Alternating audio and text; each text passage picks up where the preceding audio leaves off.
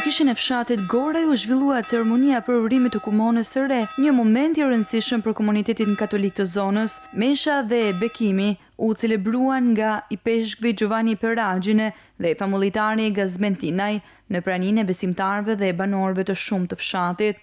Po të bekojmë ty o Zot ati shenjtë, që ke dërguar në botë birin tënde për të mbledhur njerëzit e shpërndarë për shkak të mëkatit.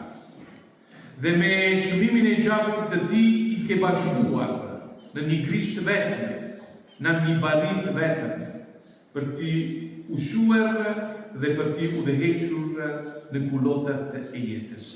Beo Zot, që besimtarët e ti të vinë në kishë me gëzim të madh prej tingurit të kësaj kombë, dhe të qëndrueshëm në mesimin e apostujve, në bashkimin vëllezëror, në fyrjen e bukës dhe në lutje.